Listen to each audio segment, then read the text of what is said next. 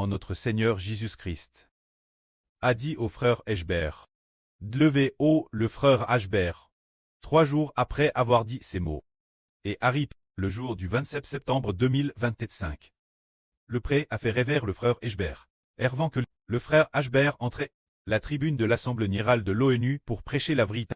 Ce moment-elle toute l'Assemblée générale. Tout le monde, la salle de réunion était pleine de monde.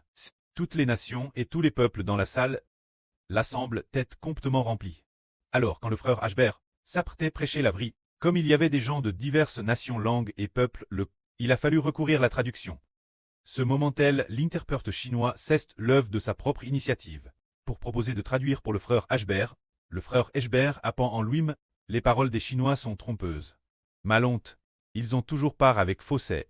C'est pourquoi le frère Ashber a refusé les arrogés, ne voulant pas qu'ils soient les intérprètes du frère Ashber pour prêcher la vérité. Mais il a fait appel des personnes d'autres pays, l'interprète du frère Eshber pour annoncer la vérité, car la vérité de Dieu ne peut être de forme. C'est pourquoi les interprètes chinois pensent souvent que Dieu n'existe pas, et ensuite déforment intentionnellement la vérité de Dieu.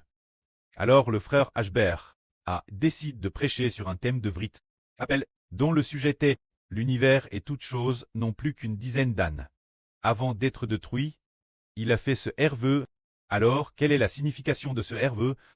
La signification de ce herveux est que, dans l'avenir, le pré et le Seigneur transmettront par la bouche du frère Ashber les paroles de Dieu le Créateur l'Éternel, et transmettront également le salut de son Fils unique, crucifié pour nous, par qui il a aussi créé toutes choses, le salut du Seigneur Jésus-Christ, qui sera transmis toute l'humanité par les paroles du frère Ashber.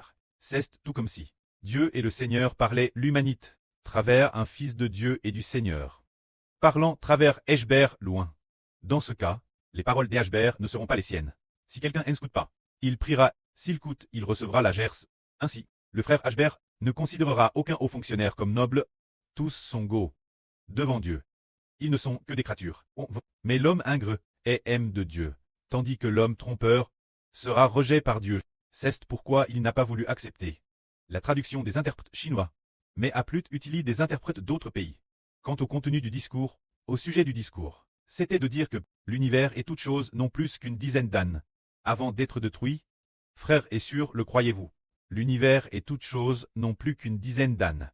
Ce fils appelle Israël, qui est l'enfant de l'Apocalypse, est DJ apparu. Il est aussi l'une des 2 témoins. Celui de l'Alliance, celui qui fait l'expiation pour les hommes, et celui qui dans l'avenir brisera toutes les nations et tous les peuples. Ces paroles sont-elles vraies? Elles sont vraies. L'univers et toutes choses n'ont plus qu'une dizaine d'ânes. Quand les enfants de l'Israël spirituel les rachètent, après avoir été enlevés au ciel, toutes les choses de l'univers seront fondues et brûlent dans le feu ardent. Tous les méchants seront jetés dans un tang de feu et de soufre. C'est le plan de Dieu pour les méchants, ok. Tout comme au début, lorsque Noé construisait l'arche 1. Une fois l'arche construite, et sa famille de 8 personnes y entre. Le pré-Cleste envoya le grand déluge pour submerger les gens de cette époque, faisant en sorte que tous ceux qui respiraient par les narines, que ce soit les humains, ou toutes sortes de vies et d'animaux, moururent tous.